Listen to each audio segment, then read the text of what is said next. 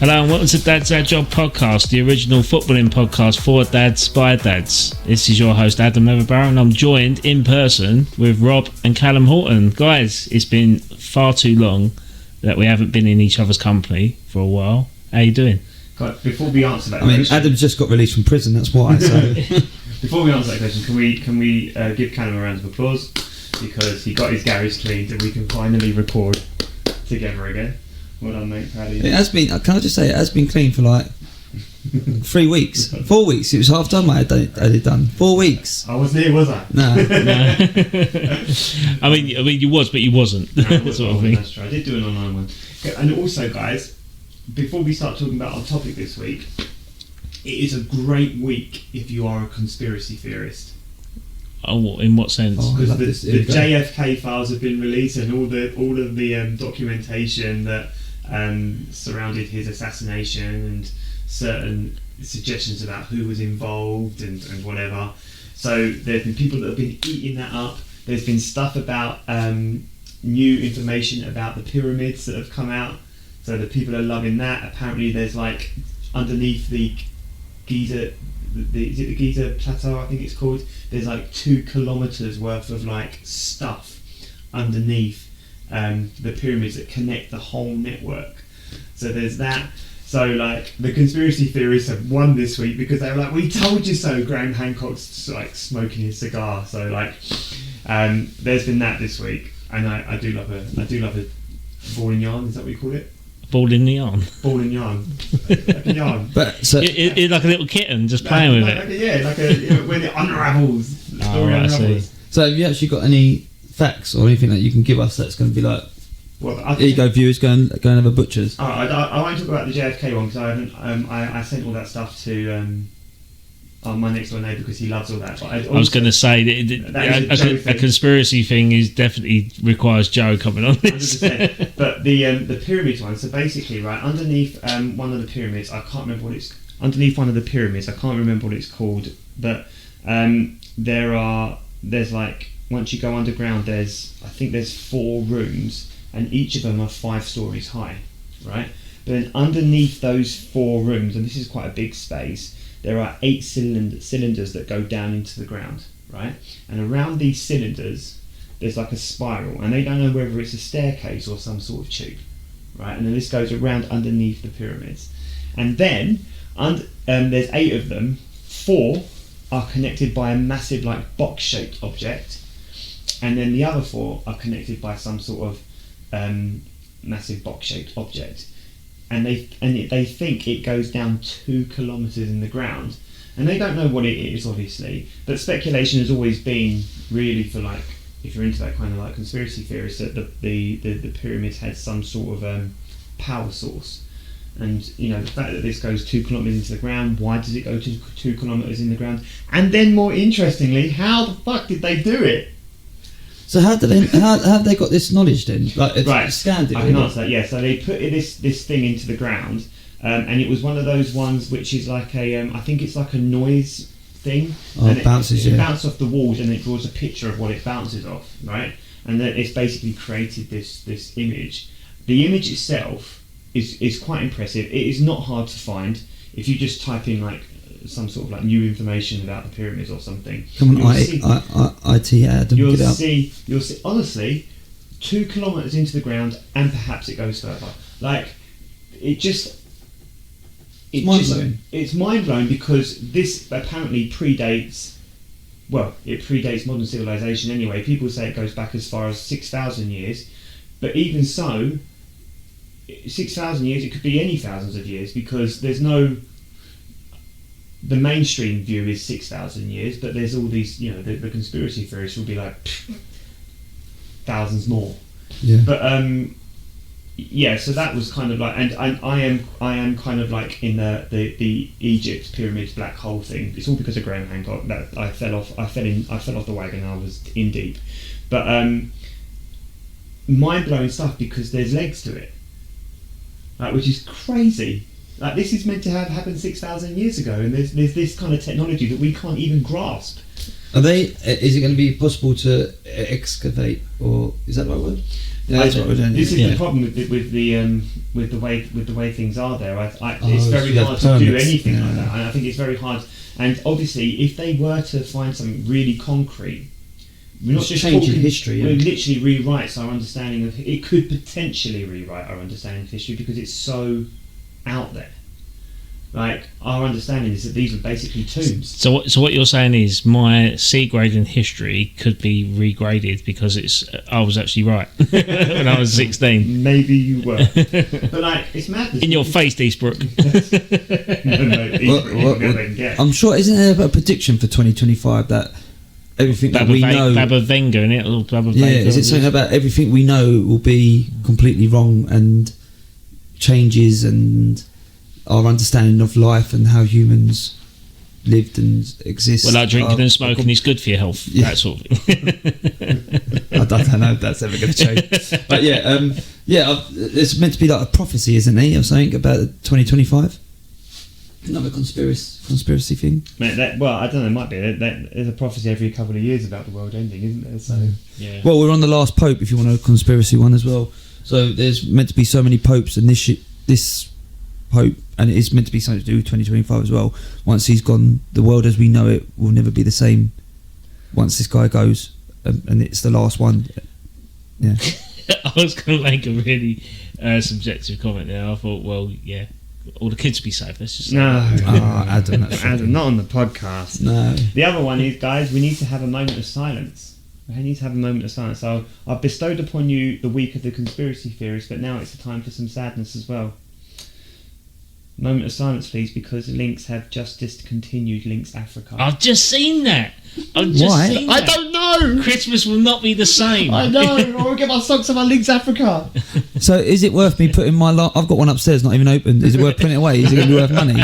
Put the time capsules. No, seriously, I'm so when joking. the next Baba Venga comes out and goes, "This was the original essence of human life."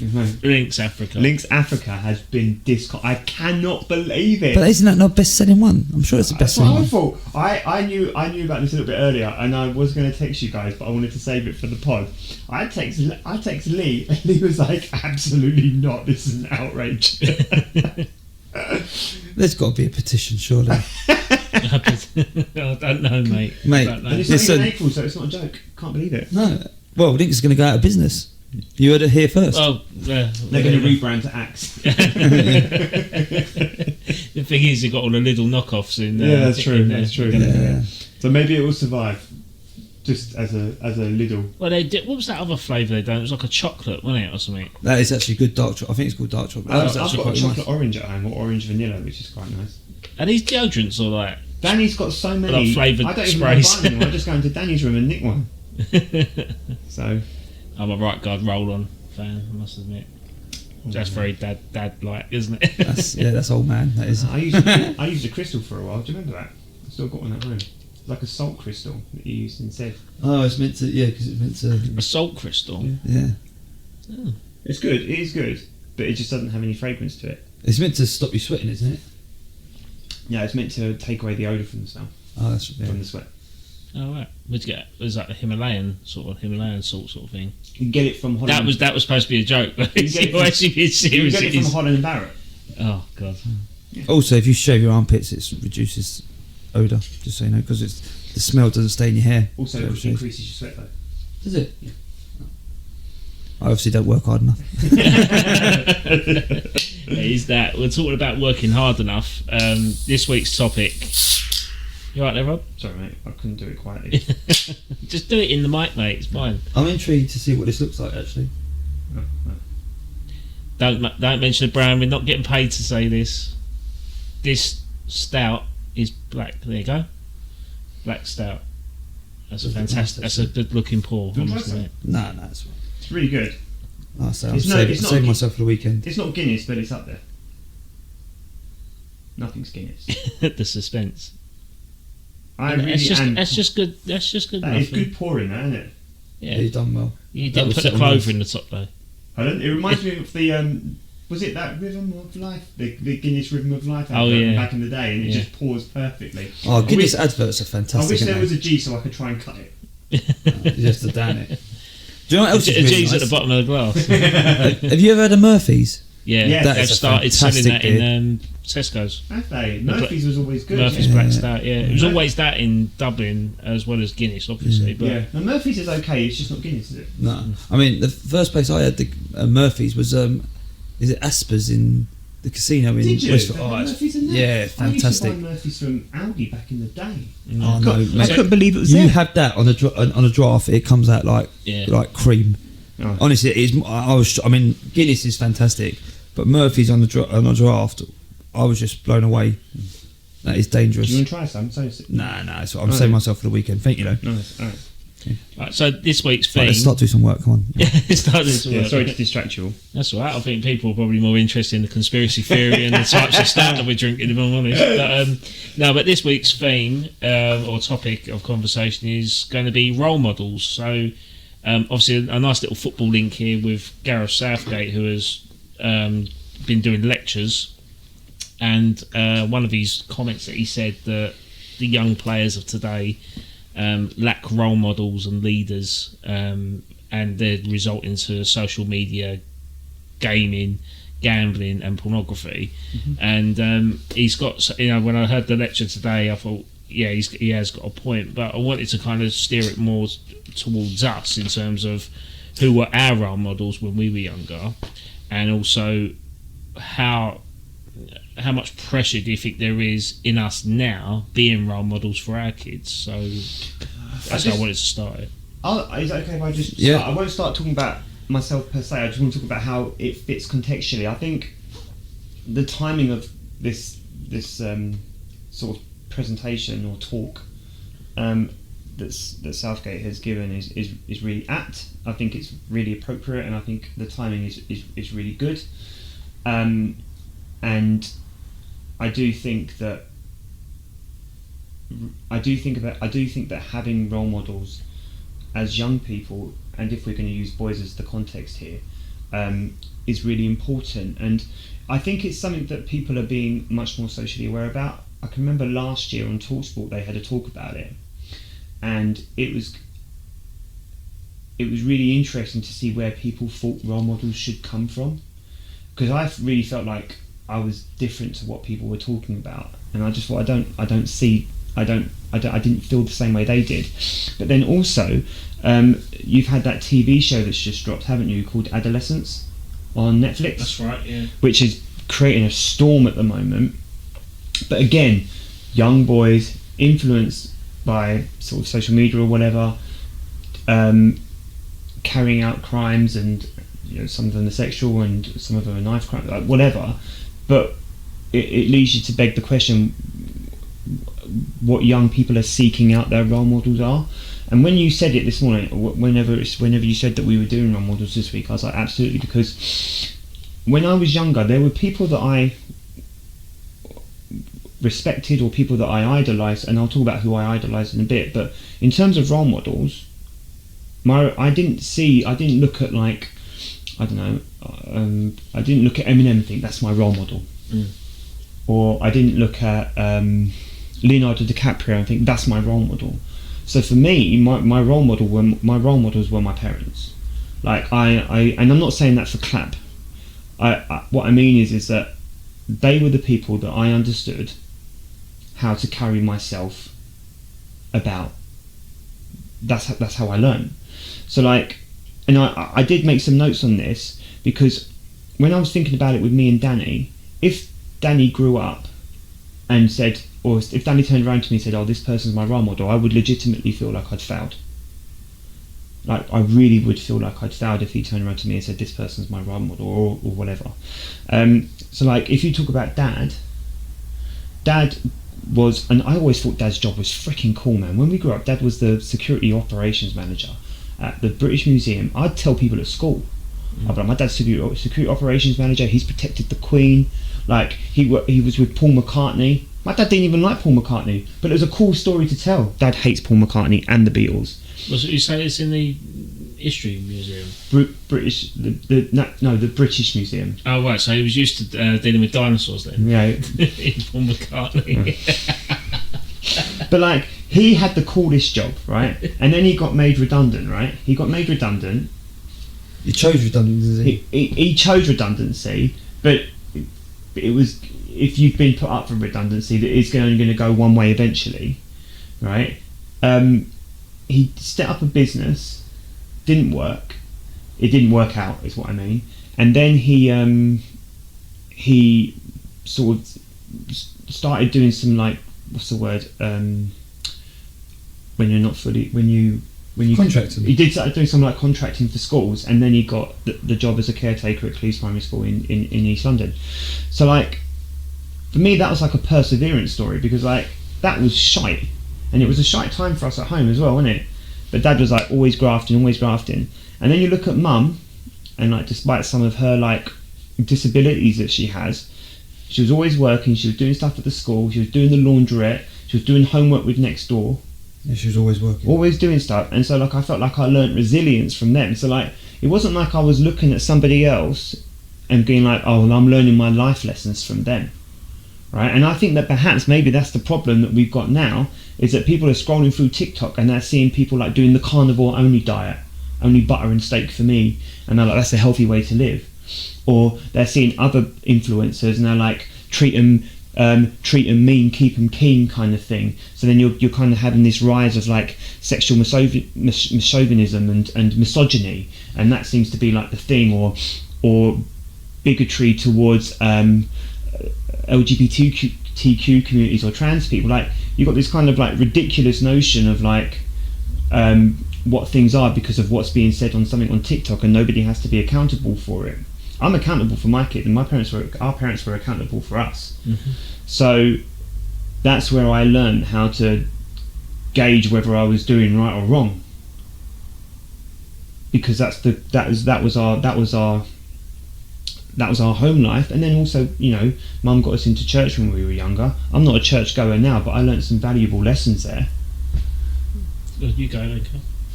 What you want me to add? Yeah. I mean, yeah. Everything Rob's it now. Yeah, I mean, you know, just to add on that, you know, Mum talking about a resilience story. You know, when Mum was in her early teens, she basically was told, "Why are you coming to school? You might as well stay at home."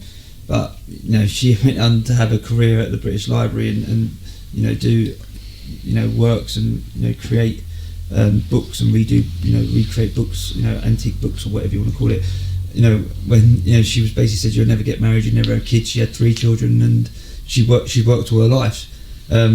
So, you know, you talk about a role model. I think that pretty much that puts it on it hits now on the head. And obviously, as Rob said about Dad, you know, I can't speak more highly of my old man, the same as my granddad. You know, they're both absolute gentlemen in my eyes. And if I'm 10% of what they've been to me, you know, to Bo, I think I've done pretty well. You know, you talk about pressure. I do feel the pressure, and I'm the same as Rob. If, you know, Bo sort of grew up and wasn't like, you know, I want to be like my old man, then I would think I was failed. You know, and I question myself all the time. I don't know if that's a positive thing or you know, I try and reflect on everything I do. You know, right down to how I play with him. You know, what I try and install in him, in the sense of, you know, like for instance at the moment, you know, he's had a few things at nursery where he's being hit, and it's becoming quite a thing, and I don't want him to be a victim, but then I don't want to tell him to hit back, and then he becomes an aggressor, and then we've got, do you know what I mean? And I'm constantly thinking about it, like, what is the right thing to teach him? Is it time to say, right, you need to hit back, or, you know, should I say to him, you know, you need to hold back? But then again, I don't want him to be a victim all his life either. And also I don't want him to keep talking about it either, because then it becomes, well, you know, a problem, because then he's going to be starting thinking about it. I want him to enjoy going to nursery and doing the things that he's doing. I mean, it is such a complex thing, and as Rob said, I personally think it starts at home, in my eyes, as what I've just said. I can't, like, we've been so blessed, I can't speak more highly, and I'm supposed quite a few, you know, most people would say, I think especially in our generation, would say parents first, you know, But then there's also different aspects where you could have role models in the sense of, my role model, if you want to look into football, was always Peter Schmeichel, because for me he was the perfect goalkeeper. Not David Seaman. Nah, nowhere near. Well, I suppose if you're growing a tash and a ponytail, how can you be a role model? There's nothing wrong with a tash. you are the reason why there's problems now. No, Peter Schmeichel, for me, he's just even now, I don't think there's a goalkeeper now who would touch him.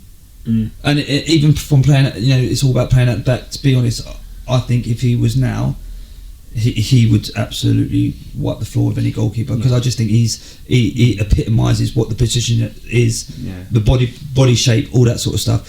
I just want to just throw this fact in here before Adam sort of talks about a little bit more about it. But so you talk about role models and being around the right people, right?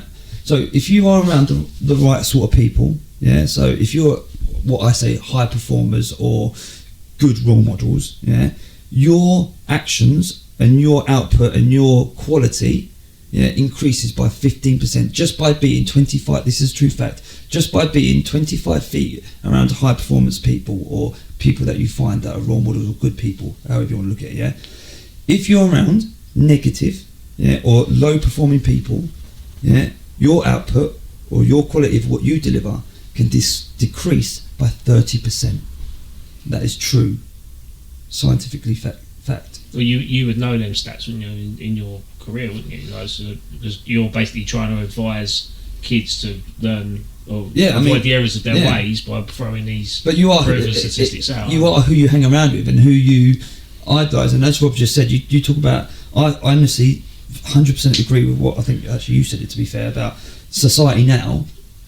There isn't that them role models, or I suppose the branches of role models. That is because it's so vast, as you said, with the internet. Kids don't know who or where or even what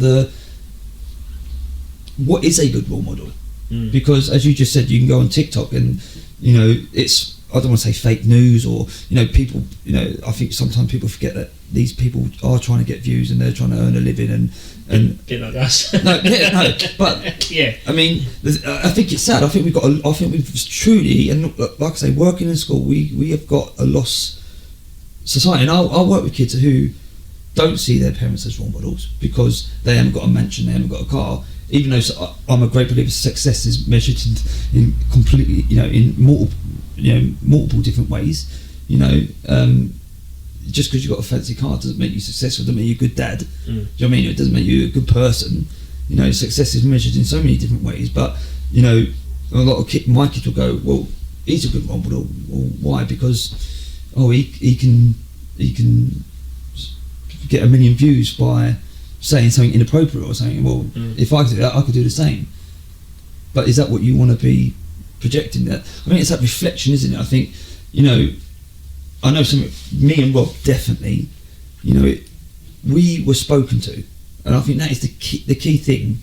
If you have parents that are happy to talk to you, and like I say, we've done some stupid things in our lives, and and don't get me wrong, we had been shouted at, but that being shouted at was always followed up by, right, let's sit down and talk about, and it's that modelling of, right, you've done this is what could happen, this is the consequences potentially, or these are the consequences obviously for what you've done, but how do you move on from that? And kids are not getting that now. They are not getting that, and I think and I think sometimes it's also the parents don't know how to do that, because we're in a life now where social media is so vast. It's sometimes I don't even know how to cope with it, and I'm working with school and I'm sort of navigating and going, well, actually, this is new to me, so let's work it out together. But I'm still trying to show them together how they navigate through it. But I think this is how important I think parenting is. Again, talking about boys, if a dad spends 15 minutes with their sons playing,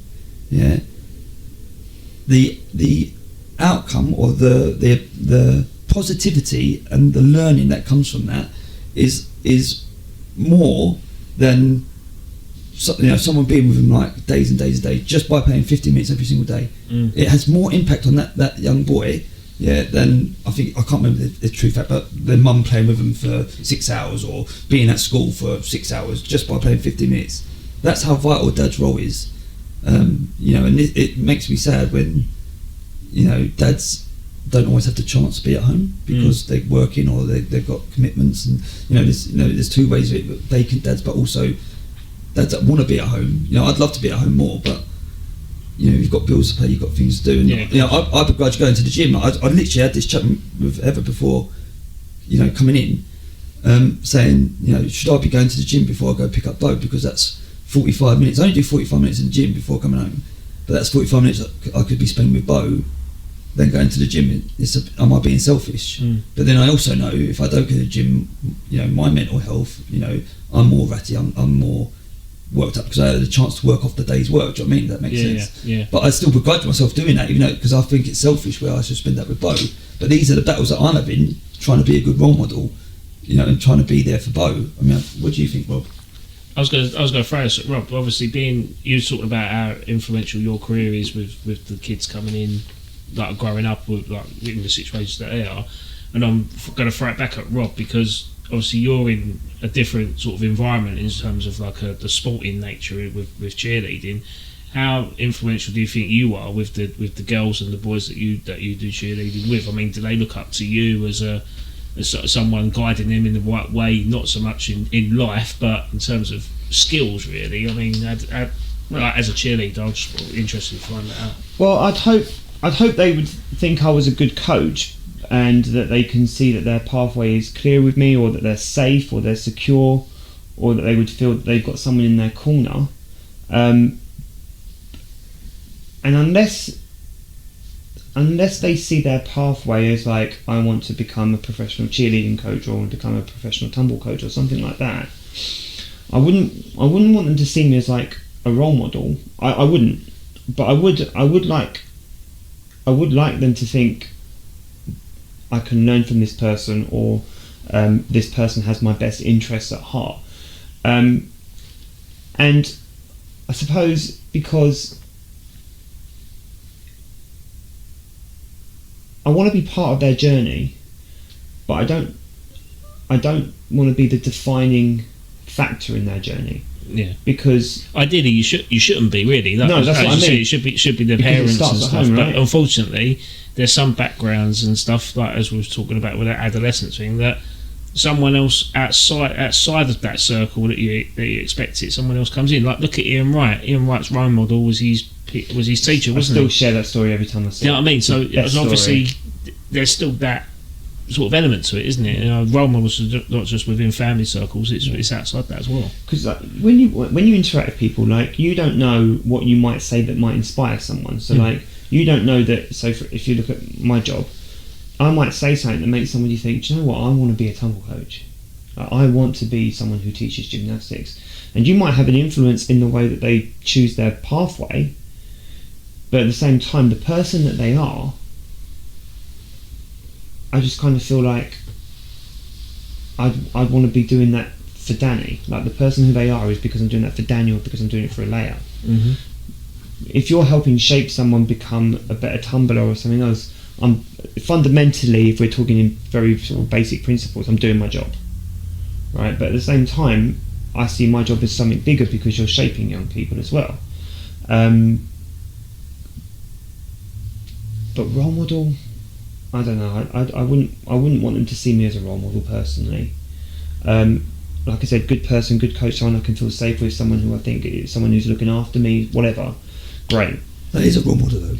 Everything you just said is a role model. Yeah, I know that is. But I'll give you an example then, right? I idolised Tony Adams. He was not my role model. He was not someone, and I say this tentatively because I know that I've read Addicted, right? He was not my role model. I idolised him. I wanted to play football like him. I didn't want to be like him. You know? I didn't want to be Tony Adams. I wanted to play football because of Tony Adams. You wanted to be Tony Adams, not Anthony Adams, effectively. didn't you? Because the Anthony Adams behind the footballer was a troubled person, wasn't it? But the Tony Adams on the pitch, it was just a click, wasn't it? But that's what I mean. I didn't know him. All the worries behind off the pitch didn't matter. No, all I got from until I read the autobiography, right? And I've read the autobiography probably maybe a little bit younger than I should have done, because I was reading about the things that he got up to, the alcoholism, the events in Camden, some of the stuff that I read about all that stuff, and I was probably 13 or whatever. Probably too young to be reading that stuff, maybe. But all I was interested in is, damn, he's a good defender. I want to be a defender like that. But I think, that's not a role model to me. That's someone who you're like, I want to play football like them. I wish I could write poetry like Eminem, but I can't do that either. But I think what you're saying, I agree with what Rob's trying to say. But then, the way I would look at it, and what I teach my kids at school, is you take snippets. So when I look at like my dad, like my mum, dad, certain attributes that they have and skills and what they've done for us and what they do and what they have done, that's what I want to do, right? Ultimately for Bo, and I want and like I said, I can't speak more highly of my mum and dad. That I can't, and I just can't. But then, what I try and do, and what I try and instill in my children at school, is that you need to steal stuff off people. So as Rob just said, Tony Adams, right? That if you're going to, for me, if you're going to take something off Tony Adams, is leadership. Yeah. If you want to take something off, I try and think of other people, like what skills do they have that I would like to instill in myself to then be the best version of myself. And it could be communication, it could be determination, it could be confidence, it could be I want to have confidence like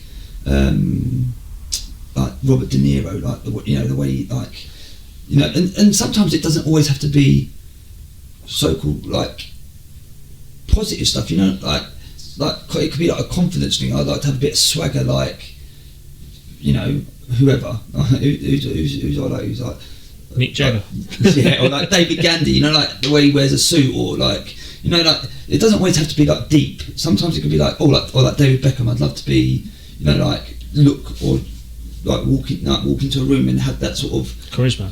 Yeah, do you know what I mean? Or what Tom Hardy, the way that he's like rugged, or and it's sort of looking at everyone, because let's be honest, everyone has their own little attributes. Even from myself to Bob down the road, like, or Bill down the road, or whatever. There's always something that you go, oh, do you know what? That bloke's really good at that. Or even with kids, sometimes I look at a kid and go, do you know what? Yeah, you're really good at that, and I'd like to have a piece of that. It doesn't always have to be, an adult. It can, I've looked at children and go, do you know what?